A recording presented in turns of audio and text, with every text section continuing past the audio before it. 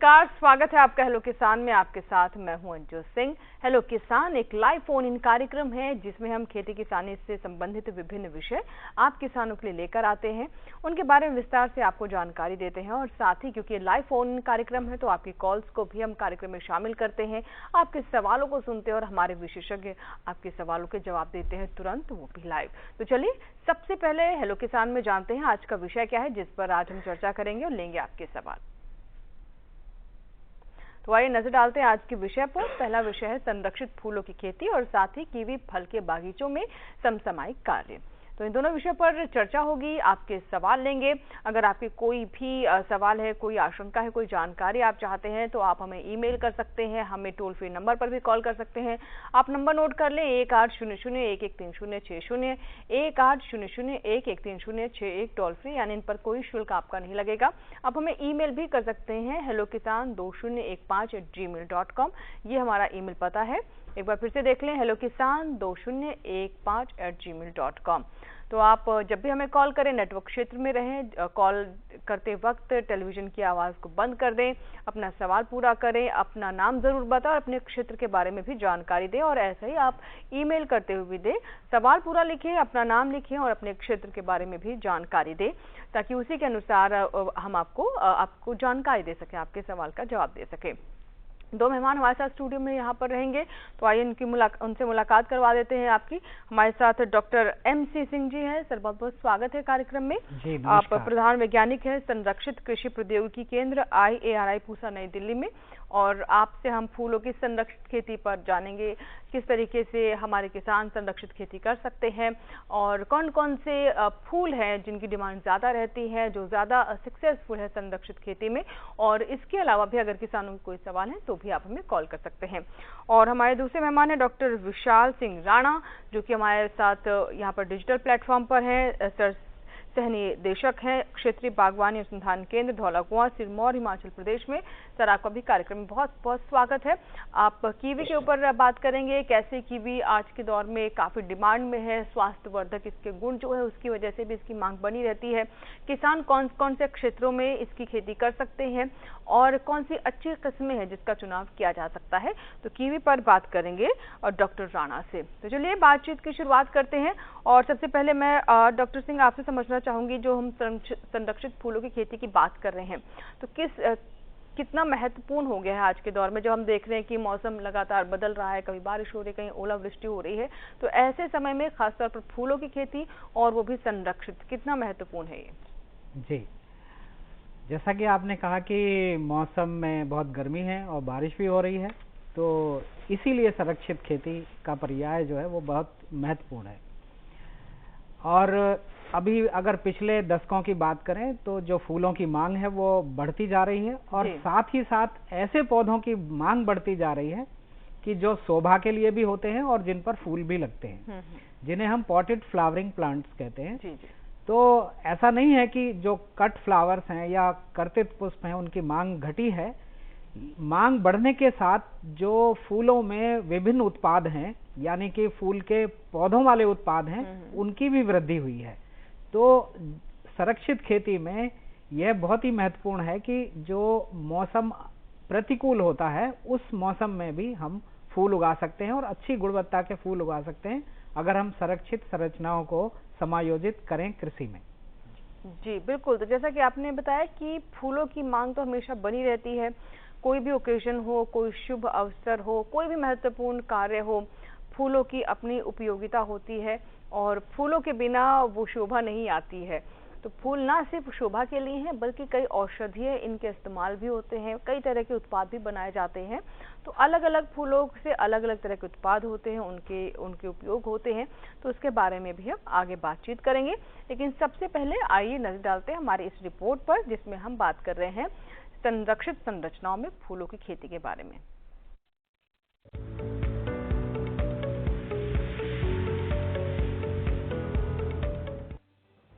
मौजूदा समय में फूलों की खेती मुनाफे के द्वार खोल सकती है। अच्छी गुणवत्ता और कम से कम नुकसान के लिए किसान पॉली हाउस में फूलों की खेती कर सकते हैं।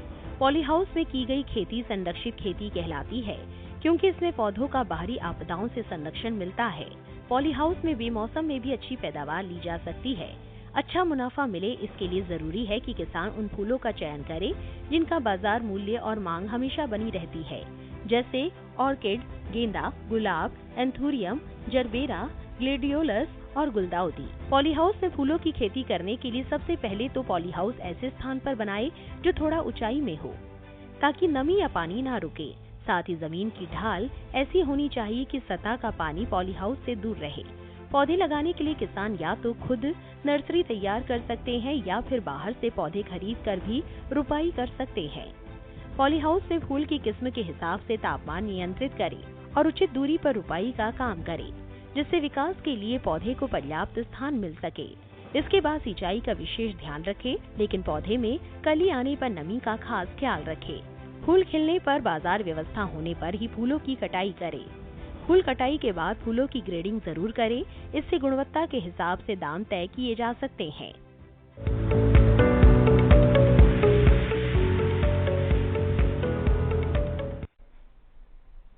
तो अभी आपने देखी फूलों की संरक्षित खेती से जुड़ी हमारी ये रिपोर्ट, जिसमें हमने अलग अलग फूलों के बारे में भी आपको बताया। विभिन्न तरह के फूल हैं और उनकी मांग भी उन्हीं के अनुसार ही है।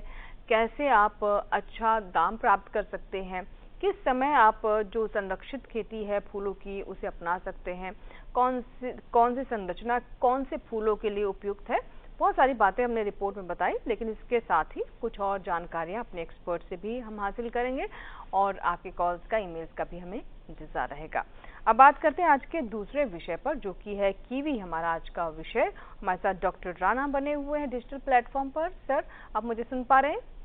जी जी जी, कीवी की हम बात कर रहे हैं, जो अपने आप पे बहुत ही खट्टा मीठा सा और बहुत ही खास तरह का फल है। बच्चों को काफी पसंद होता है और बताते हैं कि विटामिन सी इसमें काफी होता है, यानी अपने स्वास्थ्यवर्धक गुणों की वजह से भी इसे पसंद किया जाता है।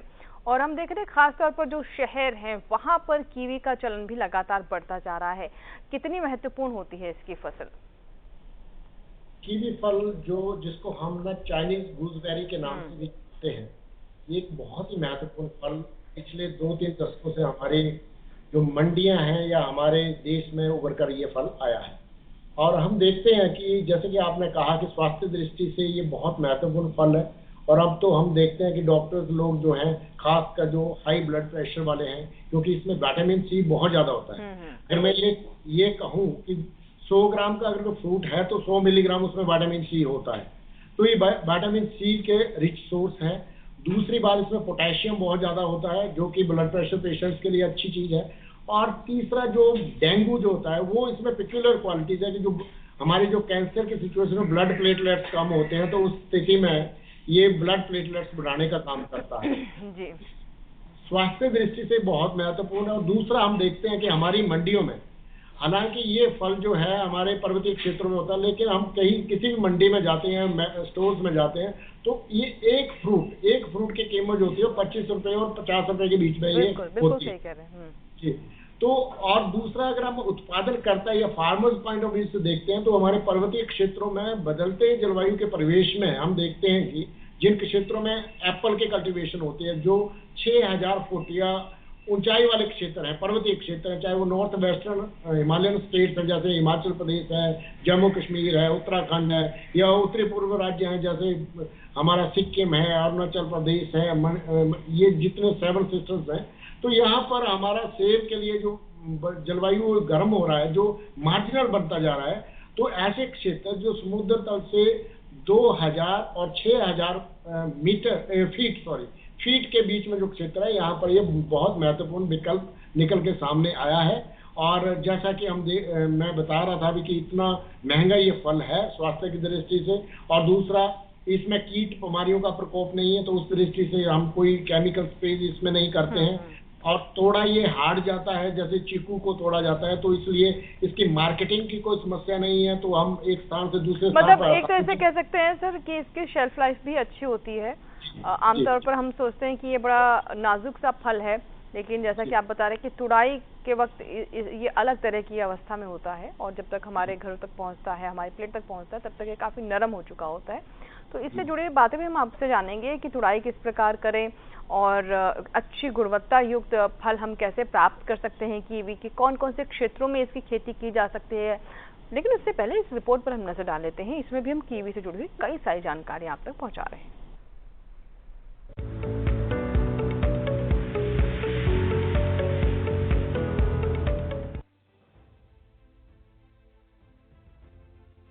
कीवी की खेती मुख्य रूप से जम्मू कश्मीर, सिक्किम, कर्नाटक, केरल, हिमाचल प्रदेश, मेघालय, अरुणाचल प्रदेश, उत्तर प्रदेश राज्यों में की जाती है। ये ठंडी जलवायु का पौधा है, इसीलिए इसकी खेती ज्यादातर ठंडे स्थानों पर, जहां पर सर्दियों के मौसम में 6 से 7 डिग्री सेल्सियस तापमान रहता है और गर्मियों में भी 35 डिग्री सेल्सियस से ज्यादा नहीं हो।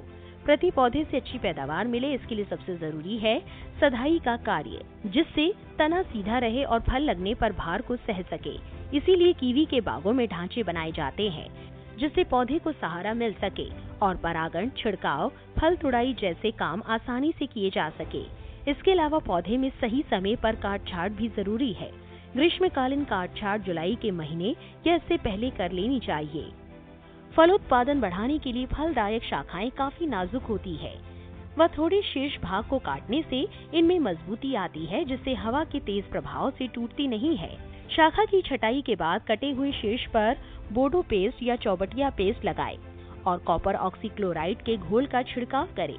इसके अलावा कीवी के पौधों को गर्मियों में पानी की ज्यादा जरूरत पड़ती है। इस दौरान हर 10 से 15 दिन के अंतर पर सिंचाई की जानी चाहिए। फसल में कीट या रोग के लक्षण दिखाई देने पर विशेषज्ञ की सलाह पर दवा का इस्तेमाल करें।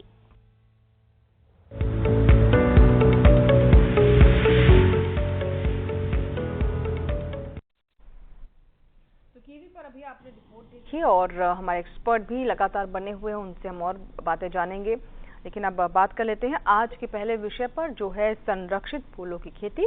तो सर, जैसे हमने बहुत सारे फूलों के बारे में भी रिपोर्ट में भी बताया, गेंदे के बारे में बताया, ग्लैडियोलस के बारे में बताया, तो ये अलग अलग तरह के जो फ्लावर हैं, इनके किस तरीके से खेती की जाए, और ख़ास तौर पर जब हम संरक्षित खेती की बात करते हैं तो उसमें कौन सी बातें हैं जो भिन्न हो जाती हैं जो खुले खेत में खेती की जाती है उससे?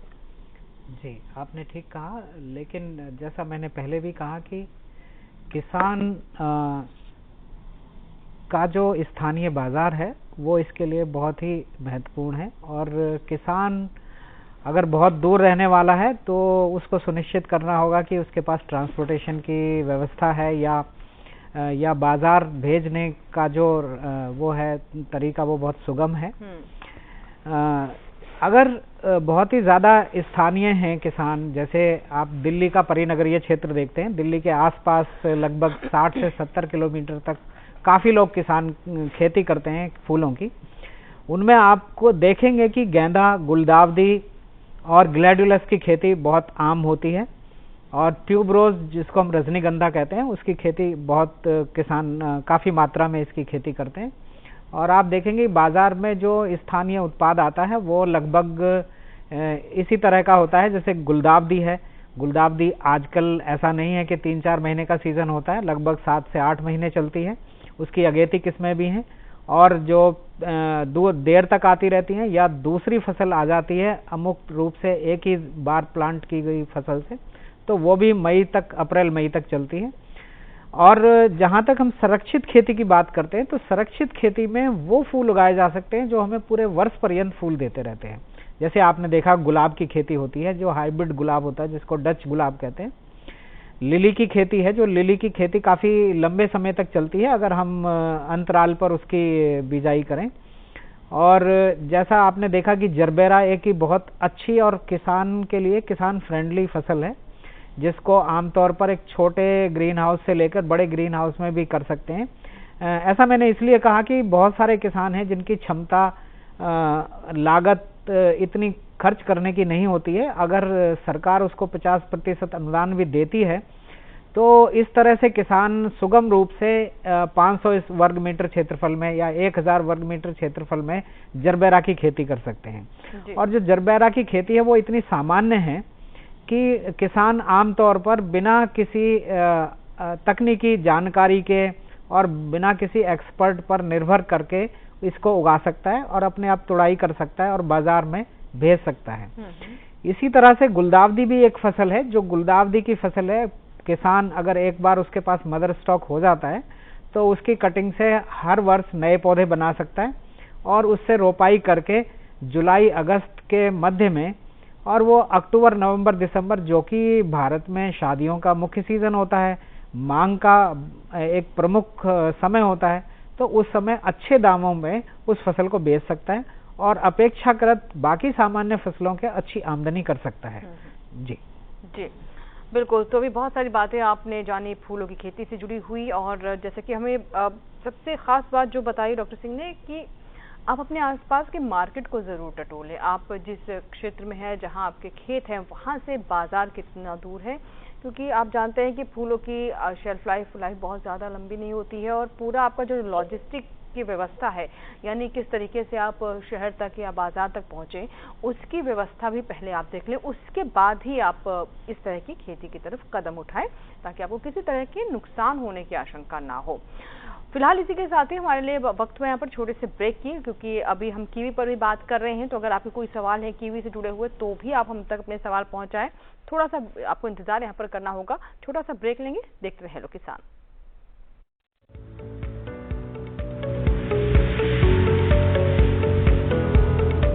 अरे भाई, सुना नहीं क्या? केसीसी ने किसानों का जिंदगी बदल दिया है। देश के छोटे किसान 1,60,000 रुपये तक का कर्ज बिना किसी गारंटी को ले पाएंगे। ब्याज खोरों से भी पीछा छूटा। मैं तो जैविक खेती का पूरा सामान मंगा लिया, केसीसी का भी कोई दबाव नहीं है। ब्याज चुकाने के लिए पूरा 1 साल मिलता है।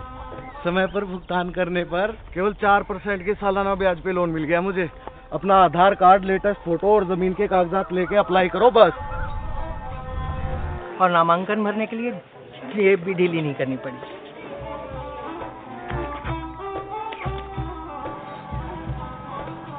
चाचा, उधार चुकाने के 24 घंटे के बाद उतने ही पैसे वापस निकाल सकते हैं। केसीसी ने किसानों की जिंदगी वाकई बदल दी है। तो आप भी किसान क्रेडिट कार्ड अपनाएं और सहजता से ऋण पाएं।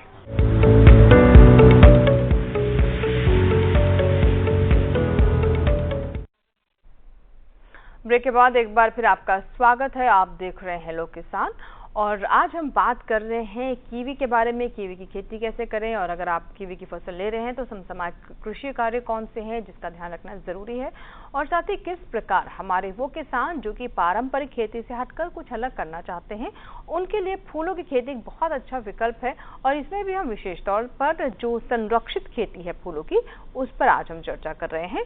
2 टोल फ्री नंबर हम साथ ही साथ स्क्रीन पर फ्लैश कर रहे हैं, जहां से नंबर नोट कर सकते हैं, हमारा ईमेल पता नोट कर सकते हैं और अपने सवाल हम तक पहुंचा सकते हैं।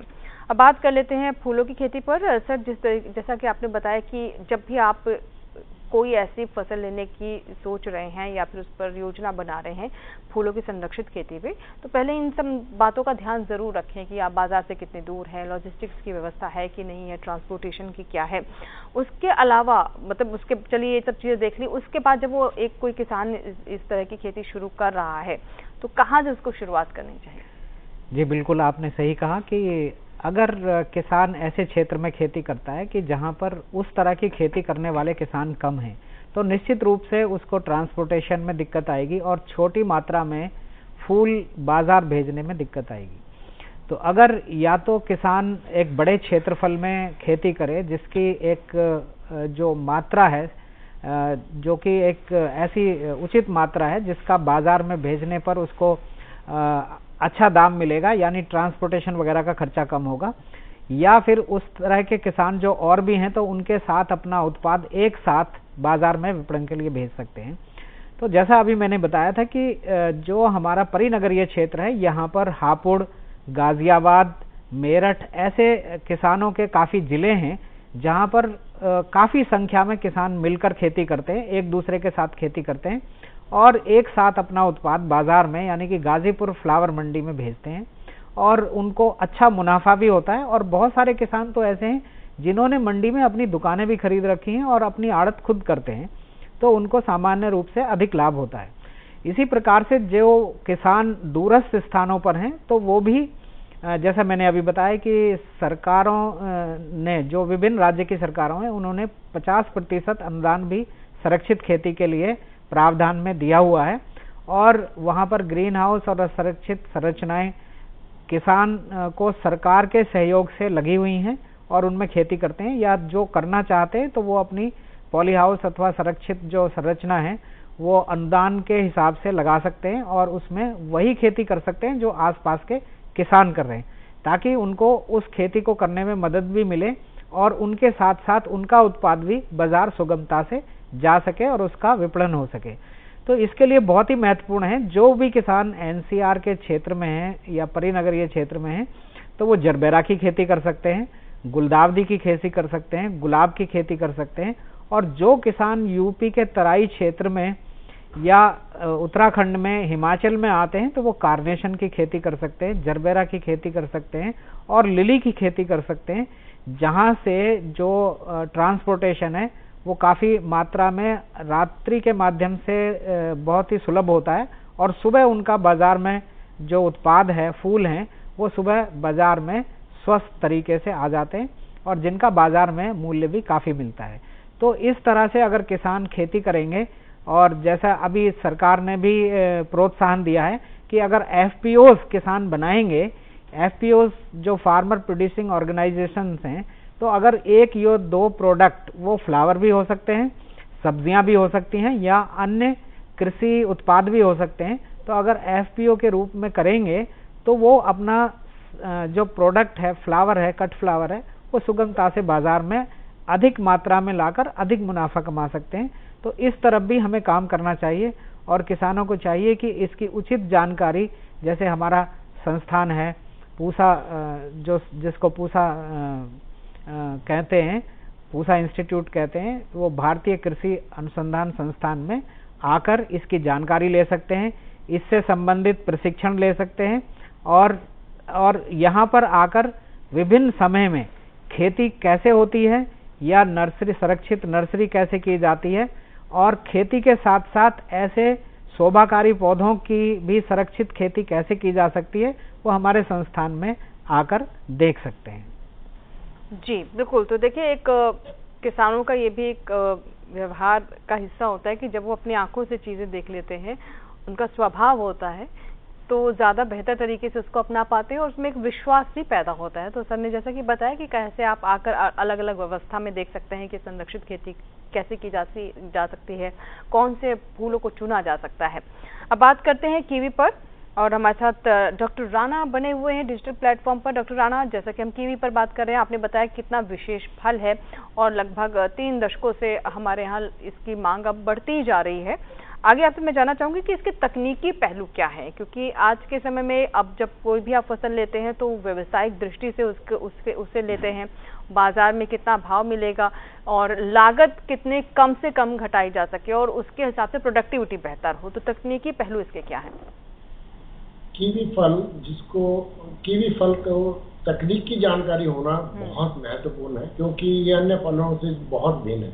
क्योंकि जैसे देखते हैं हम, ज़्यादातर फलदार पौधे जो होते हैं, हम सिंपली पौधा लगा देते हैं और भूल जाते हैं, ज़्यादा हमें बाद में देखभाल नहीं करनी पड़ती। लेकिन इसमें टेक्निकल नॉलेज या तकनीकी जानकारी का होना बहुत महत्वपूर्ण है, क्योंकि ये एक बेल है, एक बेल पर लगता है। और दूसरी बात इसमें ये है कि ये पौधा एक लिंगी है, यानी कि एक सफल बगीचा लगाने के लिए आपको नर और मादा दोनों तरह के पौधे लगाने पड़ते हैं, जिसको हम डाइसिस बोलते हैं। तो हर 9 मादा पौधे में एक नर लगाना बहुत जरूरी होता है, उससे ही फलन जो है वो संभव रहता है, पहली बात। और दूसरा, इसमें वैरायटीज का चयन है, जो किस्मों का चयन है, तो ज़्यादातर जो संसार में जो सबसे पॉपुलर वैरायटी है वो हेवर्ड है।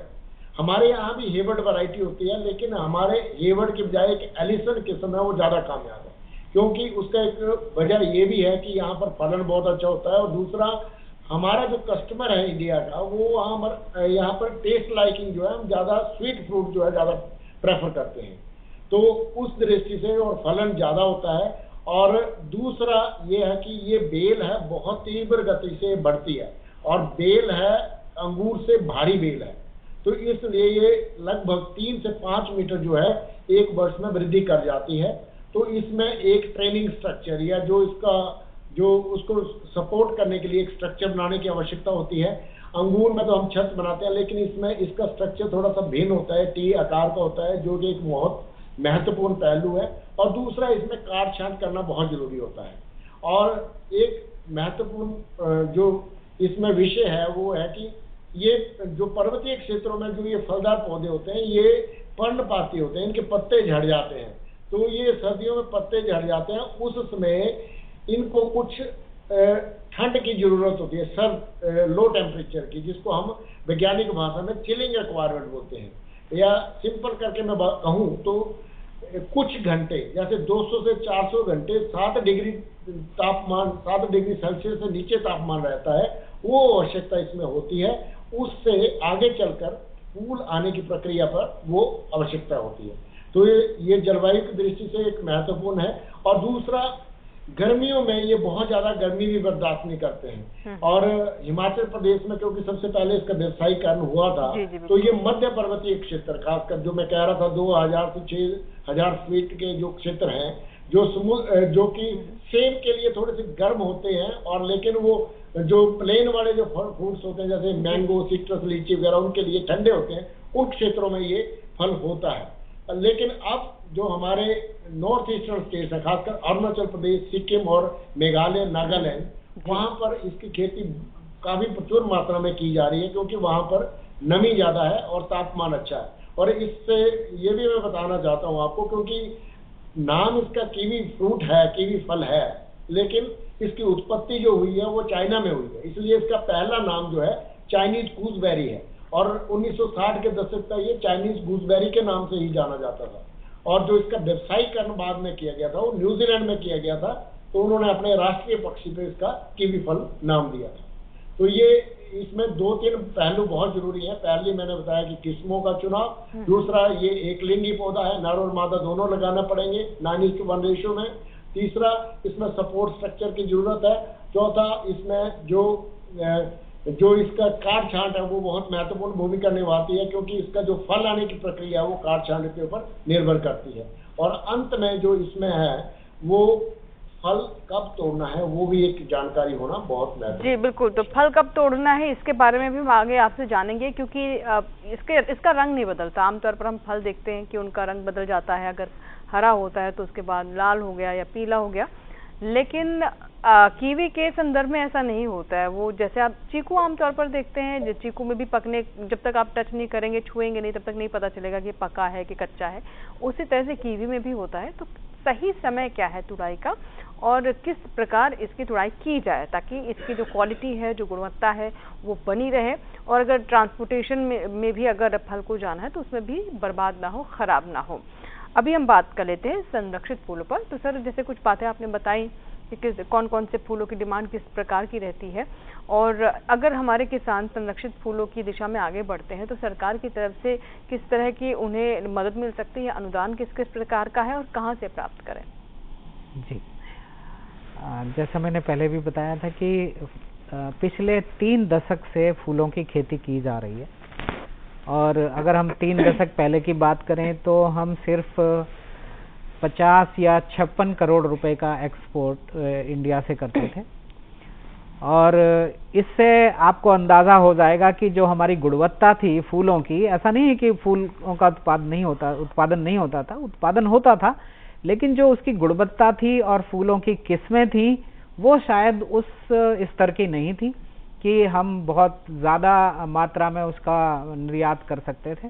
लेकिन आज लगभग सभी फसलों में नई किस्में आ गई हैं, और विभिन्न किस्में आ गई हैं। जैसा अभी आपने रंग की बात की, तो आप पीला ले लीजिए, लाल ले लीजिए, वाइट ले लीजिए, और बाई कलर ले लीजिए। गुलाबों में ऐसी किस्में आ गई हैं। उसी तरह से गुलदाउदी में बहुत सारी किस्में हैं और बहुत सारे प्रकार हैं, जैसे बड़े फूल वाली किस्में हैं, छोटे फूल वाली किस्में हैं, जिनको हम स्प्रे और स्टैंडर्ड कहते हैं। उसी तरह से आप देखेंगे ग्लैडियोलस में बहुत ही ज़्यादा किस्में आ गई हैं, 250 से 300 तरह के रंग आ गए हैं। और ऐसा नहीं है कि बहुत ज़्यादा पंखुड़ी देने वाली किस्में आ गई हैं, लेकिन कम और छोटी पंखुड़ी देने वाली किस्में भी लगातार बनी हुई हैं मार्केट में, और उनकी भी मांग बहुत अच्छी होती है। जैसा कि जानते हैं कि अमेरिकन रेड जो होती थी वो बहुत फेमस वैरायटी होती थी। उसके बाद वाइट प्रॉस्पेरिटी आई, और वाइट प्रॉस्पेरिटी के मिलती जुलती जो किस्में हैं वो 10 से 12 हो गई हैं और उनकी जो विभिन्न समय पर मांग है वो भी बढ़ती जा रही है।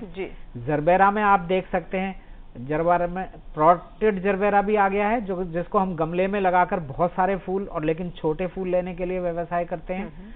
बड़े फूलों को कट फ्लावर के रूप में इस्तेमाल करते हैं। तो ये जो विभिन्नता आई है फूलों की किस्मों में भी और फूलों की फसलों में भी, इसने जो बाजार में मांग है उसको और बढ़ा दिया है और लगातार अब आज बिल्कुल, यानी कुल मिला के कह सकते हैं जो वैरायटी इतनी ज्यादा बढ़ गई है, इससे उपभोक्ता के सामने भी कई तरह के विकल्प हैं और किसानों के लिए भी ये और सुगम हो गया है, बाजार उनके लिए और व्यवस्थित हो गया है और बड़ा हो गया है। बात करते हैं कॉलर से, देवेंद्र सिंह है जिन्होंने राजस्थान से हमें कॉल किया है। देवेंद्र सिंह जी, मुझे सुन पा रहे हैं आप? हाँ जी। हेलो, नमस्कार जी। नमस्कार। हेलो हेलो देवेंद्र सिंह जी, क्या अब तक मेरी आवाज पहुंच पा रही है? पहुंच रही है। Hello hello. हाँ जी देवेंद्र सिंह जी, क्या आप मुझे सुन पा रहे हैं? हाँ, सुनने। Hello hello. चलिए, शायद हमारी आवाज उन तक नहीं पहुंच पा रही है, उनकी आवाज हम तक नहीं आ पा रही है। कोई गड़बड़ी है लगता है लाइन में। फिर से हम देवेंद्र जी आपसे कहेंगे आप हमें फिर से कॉल करें, अगर आप अभी हमें देख रहे हैं, सुन रहे हैं टेलीविजन से, और जरूर आपके हम सवाल को कार्यक्रम में शामिल करेंगे।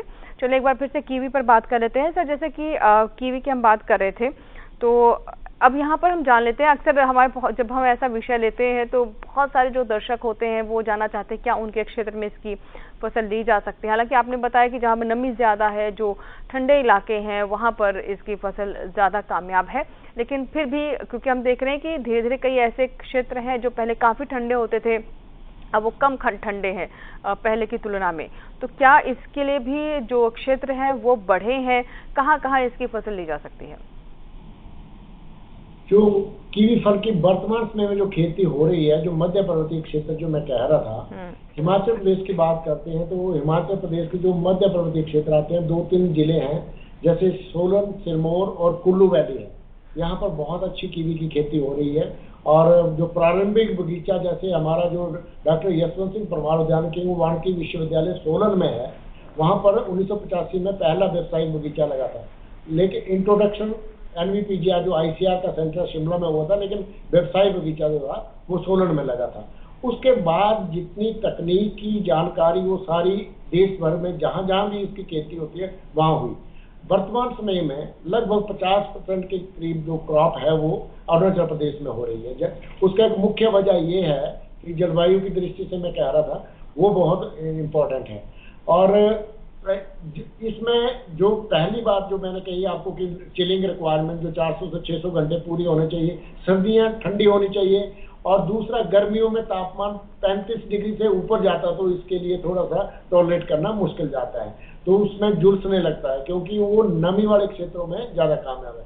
और प्रेफरेबली अगर शेड लविंग, अगर वो छायादार क्षेत्र हो तो वहाँ ज़्यादा ये कामयाब होता है। ये बातें मैं इसलिए कह रहा हूँ क्योंकि पहाड़ी क्षेत्रों में ये बहुत समस्या है। एक तो पानी की सुविधा नहीं होती है, सारी वर्षा आधारित खेती होती है, और दूसरा हमारे जो क्षेत्र हैं कहीं एक्सपोज है सनलाइट के लिए, वहाँ पर ये कई बार जो है कामयाब ज़्यादा नहीं होता है, लेकिन जो डिप्रेशन वाली साइड है, जो छायादार इलाके हैं, वहाँ पर ज़्यादा कामयाब है। तो ये इसमें इसलिए हम जो इसका रेखांकन करते हैं पौधे लगाने का, इसलिए उसको या तो कंटूर जो सीढ़ी नुमा खेतों में वहाँ इसका पौधारोपण करते हैं। ये एक महत्वपूर्ण रहता है इस विषय। जी बिल्कुल। तो अभी आपने जाना कि कौन कौन से क्षेत्र हैं जहां पर इसकी फसल ली जा सकती है। फिलहाल अभी हमें यहाँ पर एक ब्रेक लेना होगा। ब्रेक के बाद भी दोनों विषय पर हम चर्चा जारी रखेंगे और आपके सवाल भी देते रहेंगे। कहीं मत जाइएगा, यहाँ एक छोटा सा ब्रेक।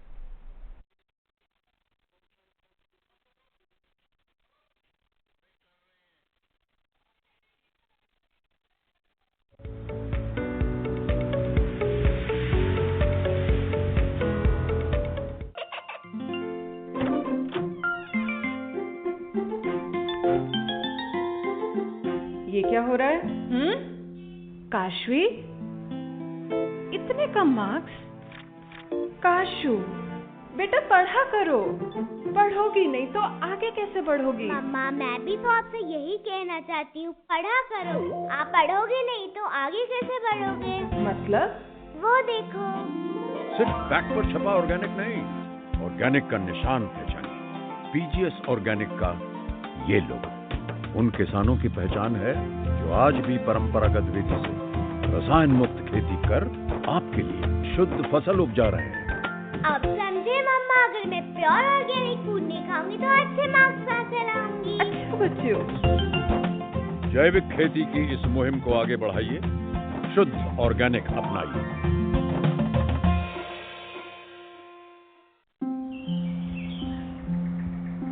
अरे अरे अरे क्या कर रहा है? इधर इधर इधर, हम बोल रहे हैं तेरे बीजू का। पुतला बोल रहा है? हाँ, पक्षियों से तो हम खेत को बचा लेते हैं, पर इन घातक रसायनों से कैसे बचाएं? मतलब? देख बेटा, तू जो ये अंधाधुंध रसायन मिलाता है ना, मिट्टी की सेहत बिगड़ने लगी है, और जब माटी ही कमजोर पड़ जाएगी तो उपज कैसे सेहतमंद होगी? हाँ? अरे पहले ऐसा नहीं था। पूछना अपने बड़े बुजुर्गों से, कैसे फसल लहलहाती थी, शुद्धता झलकती थी। हाँ, माटी भी तंदुरुस्त और लोग भी। अब पहली वाली बात कहाँ? पर अब तो सब यही डाले हैं। सब नहीं, आज भी लाखों जागरूक किसान परंपरागत विधि से फसल उगा रहे हैं, खर्चा कम और उपज की कीमत भी बेहतर पा रहे हैं। ठीक है भाई, मैं भी आज से जैविक खेती शुरू करूंगा। माटी से प्रेम की परंपरा है परंपरागत खेती।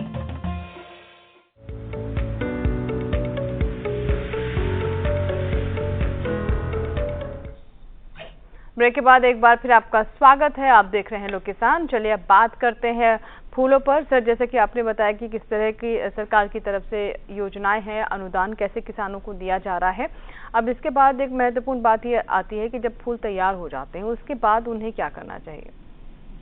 जी, आपने जैसा कहा कि सरकार भी चाहती है कि फूलों के उत्पादन को प्रोत्साहन दिया जाए, इसलिए उन्होंने बहुत सारा पैसा जो स्कीम्स हैं, जो नेशनल हॉर्टिकल्चर बोर्ड के माध्यम से दी जाती हैं, मिशन हॉर्टिकल्चर डेवलपमेंट के माध्यम से दी जाती हैं, और यहाँ तक कि जो हमारा कृषि मंत्रालय है उसके माध्यम से भी दी जाती हैं, और MSME के तहत भी इस तरह के जो खेती है उसको प्रोत्साहन देने की परियोजना है।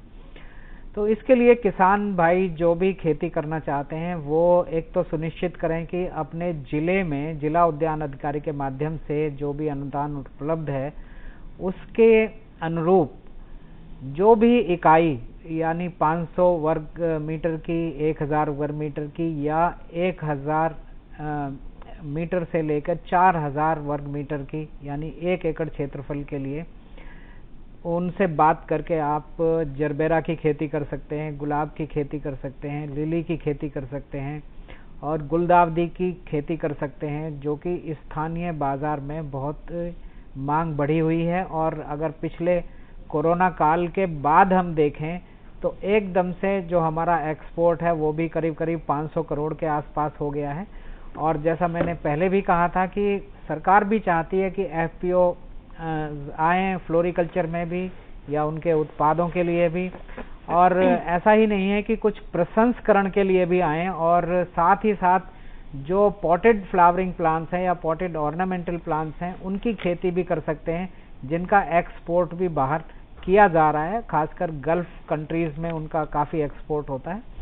तो इस तरह की जो खेती है वो सामान्य रूप से काफ़ी बड़ी है और किसानों का रुझान भी इसमें बड़ा है, और हम देखते हैं कि लगातार जो एक्सपोर्ट ओरिएंटेड यूनिट्स हैं वो भी लगभग 600 से ज़्यादा हो गई हैं अब हिंदुस्तान में, और वो थोड़ा या अधिक मात्रा में अपना एक्सपोर्ट कर रही हैं फूलों का। तो किसानों के लिए एक सुझाव यही महत्वपूर्ण है कि अगर वो स्थानीय बाजार के अनुरूप फूल उगाते हैं या संरक्षित खेती करते हैं तो पहले उसकी मांग को सुनिश्चित कर लें, और किस तरह के फूलों की मांग स्थानीय बाजार में ज़्यादा है उसी के अनुरूप फसल उगाएं, फसलों का चुनाव करें।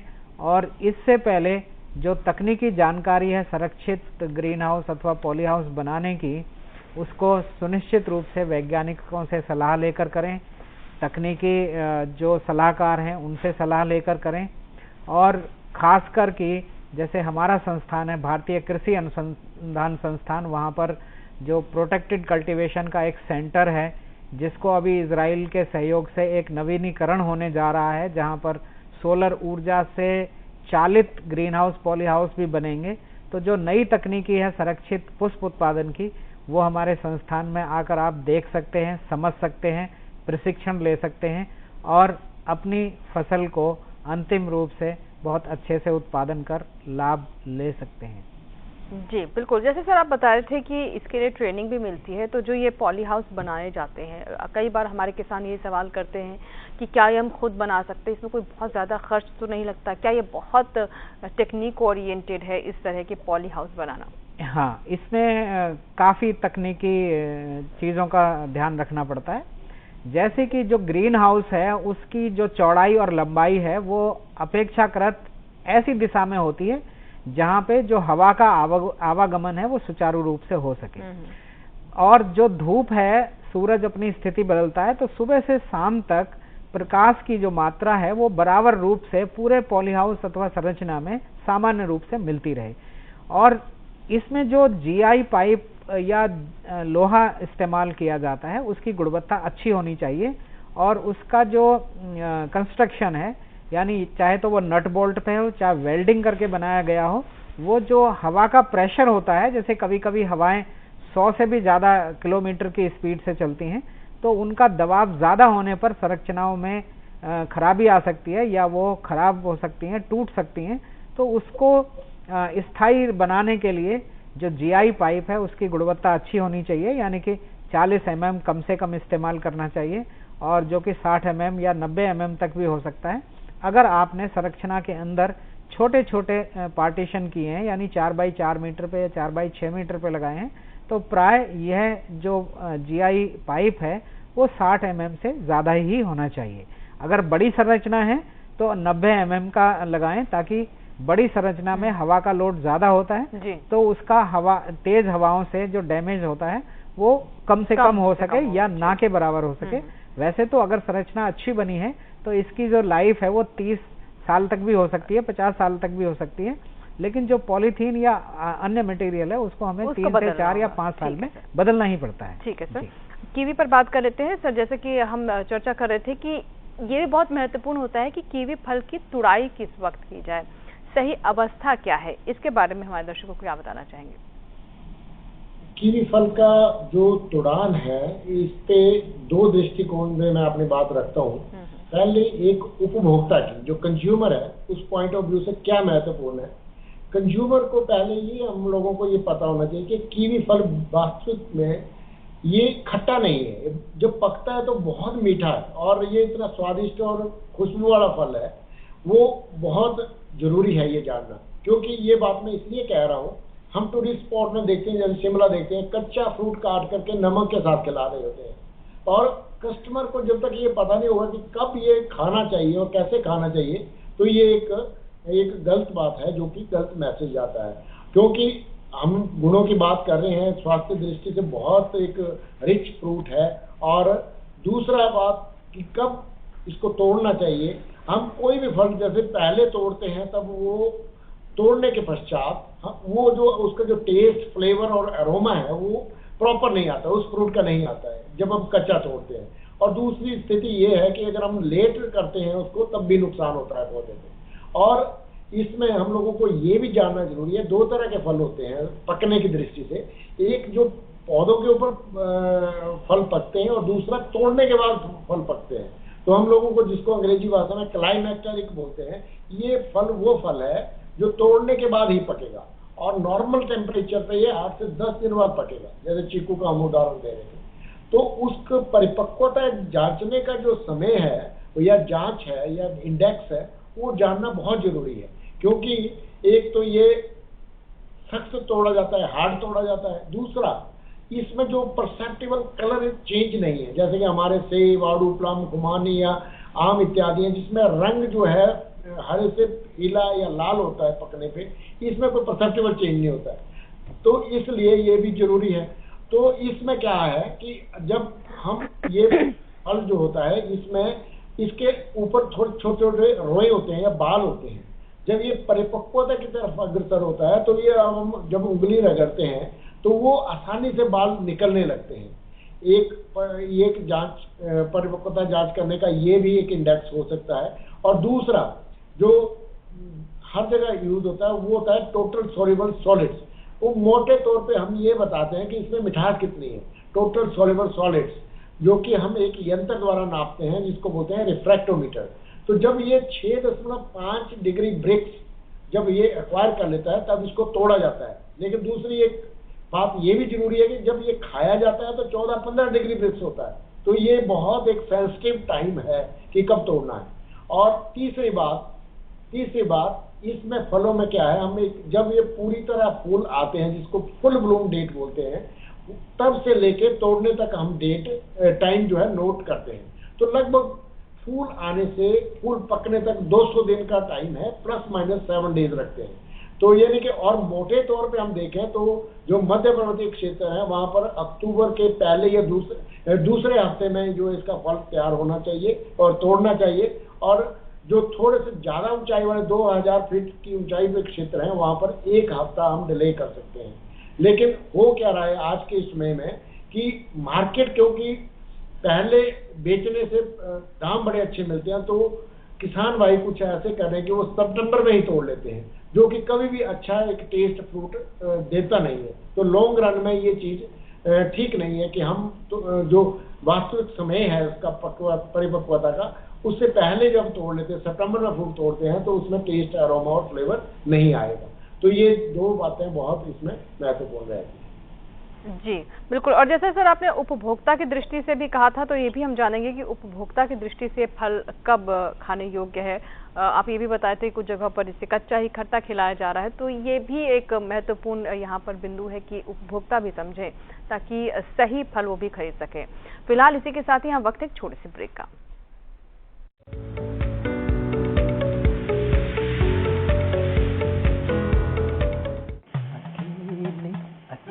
अरे वाह भैया, अकेले अकेले।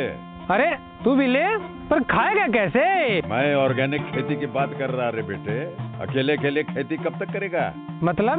गांव में 20-25 किसानों का समूह बना के पंजीकरण करवा ले, फिर सरकारी ट्रेनिंग भी मिलेगी और मुफ्त जैविक बीज खाद भी।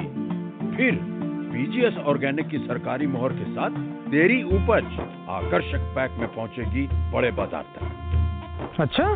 हाँ। अरे भाई कहाँ चल दिया? सबको साथ लाने, आमदनी बढ़ाने। तो किसान भाई समझ गए ना, साथ मिलकर ऑर्गेनिक खेती कीजिए, अपनी परंपरा को आगे बढ़ाइए, ज्यादा मुनाफा कमाइए। माटी से प्रेम की परंपरा है परंपरागत खेती।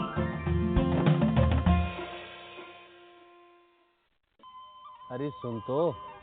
मुझे क्या सुनाना चाहते हो? जो सुनाओ मेरी सौतन को। किसको? अरे वही तुम्हारा मोबाइल फोन जिससे सुबह शाम दिन रात चिपके रहते थे और कहते थे किसान कॉल सेंटर से बातें हो रही हैं। अच्छा ये बात है। हाँ क्यों, क्या हुआ? अब बात नहीं होती क्या? अब तो झट से बात हो जाती है। ऐसा क्या? हाँ, अब तो ज्यादा लाइनें और खास तकनीक के कारण खेती के माहिरों से तुरंत बात हो जाती है। और अगर कभी लाइन व्यस्त हो तो अपनी समस्या फोन पर रिकॉर्ड करा दो, वहाँ से फोन आ जाता है और समस्या की हल का मैसेज भी आ जाता है। ये देखो आ गया। अरे वाह, इसका मतलब इंतजार की घड़ी अब खत्म। हाँ। तभी मैं सोचूं कि आजकल मुझ पर इतना प्यार क्यों आ रहा है। कृषि संबंधी समस्याओं का अपनी भाषा में तुरंत हल पाने के लिए पूरे भारत में किसी भी फोन से हेल्पलाइन नंबर पर संपर्क करें। किसानों का दोस्त किसान कॉल सेंटर।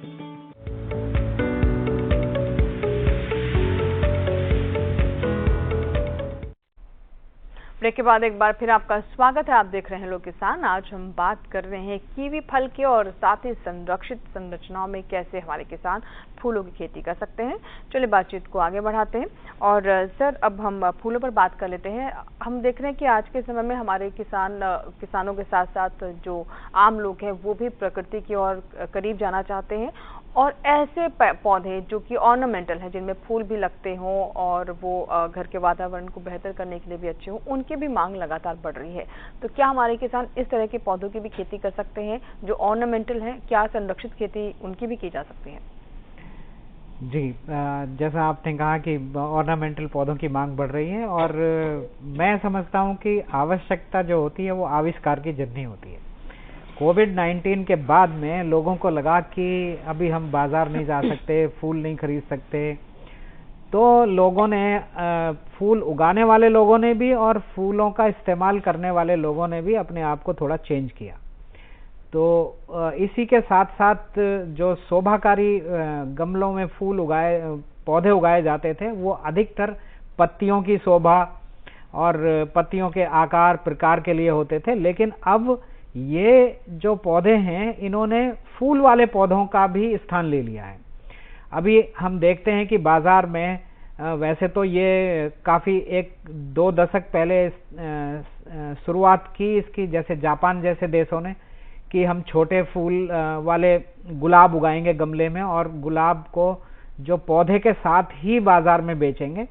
और इसी के साथ साथ धीरे धीरे जब ये रुझान बढ़ा तो कोविड-19 के बाद जो कट फ्लावर्स की खेती थी वो काफ़ी हद तक ऐसे ऑर्नामेंटल पौधों में बदल गई कि जो फूल वाले जो पौधे हैं वो गुलदावदी के ही हैं, गुलाब के ही हैं, लिली के ही हैं या कार्नेशन के ही हैं, लेकिन वो ड्वार्फ किस्मों के रूप में आ गए। तो इसमें काफ़ी 4-5 साल ऐसी रिसर्च भी हुई थी कि जो ड्वार्फ गमलों में पौधे उगाए जा सकते हैं और उसी तरह के फूल देंगे, लेकिन उनकी डंडियां छोटी होंगी, फूलों का साइज छोटा होगा और वो 3 से 4 महीने तक घर में शोभा देते रहेंगे और पौधे भी बने रहेंगे। तो इस तरह का जो व्यवसाय है वो हमारे भारत में भी बढ़ा।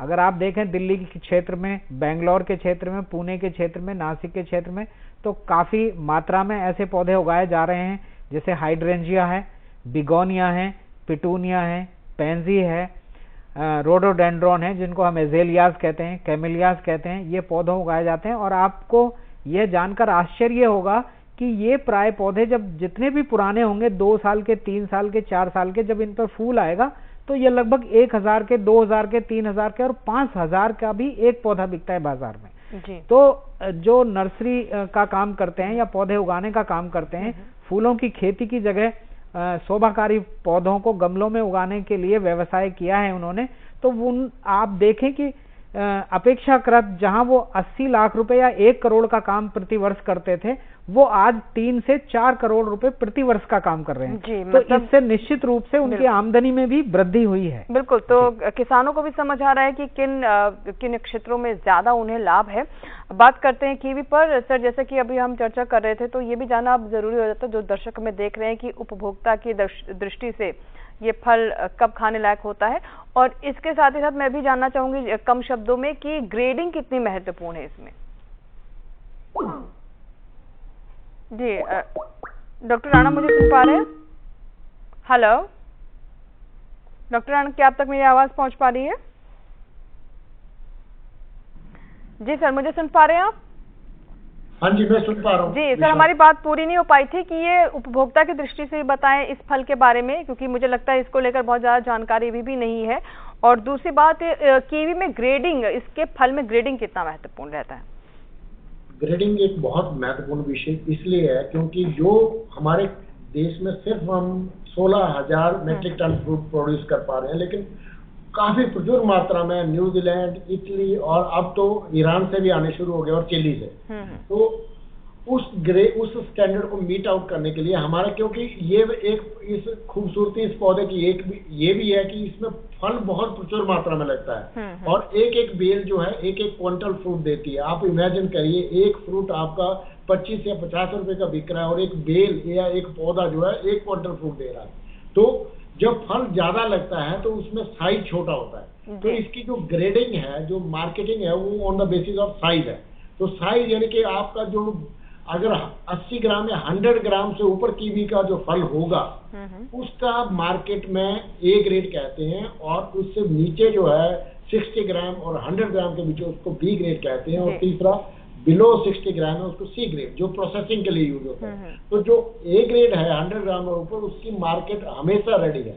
और ये एक ऐसा फल है जो इंटरनेशनल जो स्टैंडर्ड है, हमारे जो बागवान भाई हैं इस स्टैंडर्ड का फ्रूट ये तैयार कर रहे हैं। तो ये ग्रेडिंग और जो उसका मोल भाव है वो उसके साइज के ऊपर। जी बिल्कुल बिल्कुल। अब जैसा कि दूसरा सवाल था वो भी जल्दी से बता दें कि कार्यक्रम को समाप्त करने का समय हो गया है, उपभोक्ताओं के लिए जो हम बात कर रहे थे। उपभोक्ताओं की दृष्टि से मैंने जैसे कहा कि ये तो बेझिझक इसको खाइए, विटामिन सी रिच होता है, डॉक्टर्स भी अब बोल रहे हैं। दूसरा एक खूबसूरती ये भी है कि इसमें केमिकल स्प्रेइंग नहीं होती है जैसे ज्यादातर फलों में होती है, क्योंकि इसमें कीड़ा बीमारियां नहीं लगती है, तो ये बेझिझक खाया जाए।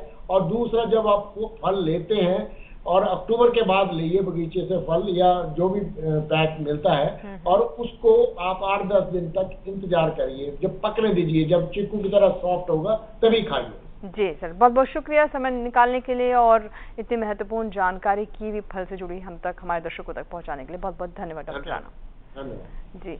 और सर, अंत में आप क्या कहना चाहेंगे हमारे दर्शकों को जो फूलों की संरक्षित खेती करना चाहते हैं, कुछ और पॉइंट्स? हाँ जी, बहुत महत्वपूर्ण है कि जो भी किसान फूलों की खेती करना चाहते हैं तो वैसे तो वो पहले स्थानीय बाजार की मांग को देखें, क्योंकि निर्यात करना बहुत आसान नहीं होता है। बहुत सारे किसान हैं जो कि निर्यात करने के उद्देश्य से लगाते हैं, तो वो एफपीओ या स्टार्टअप लगाएं, बड़े क्षेत्र में काम करें और अच्छी गुणवत्ता वाले फूलों की खेती करें और एक्सपोर्ट के लिए आप अपना सहयोग दे सकते हैं। जी सर, बहुत बहुत शुक्रिया सर, इतनी महत्वपूर्ण जानकारी आपने भी जानकारी दी संरक्षित फूलों से जुड़ी हुई।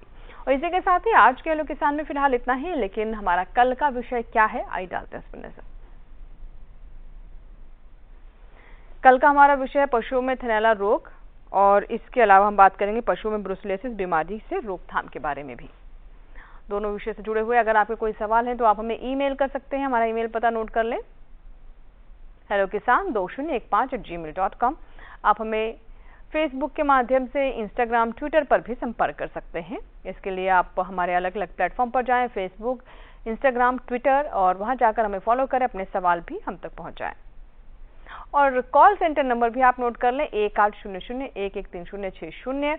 इस नंबर पर भी आप कॉल कर सकते हैं, अपने सवाल रिकॉर्ड करवा सकते हैं। सुबह 6 बजे से रात 10 बजे के बीच में कॉल करें और अपने सवाल रिकॉर्ड करें, जिन्हें हम कार्यक्रम में शामिल करेंगे। और चलते चलते एक और जानकारी दे देते हैं, आप हमारा ये कार्यक्रम हमारे YouTube चैनल पर भी देख सकते हैं। इसके लिए इस QR कोड को स्कैन करें। इसी के साथ ही आज के हेलो किसान में फिलहाल इतना ही। आशा करते हैं आज जो हमने कीवी फल और फूलों की संरक्षित खेती से जुड़ी हुई जानकारी आप तक पहुंचाई है, इससे हमारे किसानों को जरूर लाभ होगा। आप बने रहें दूरदर्शन किसान के साथ। नमस्कार।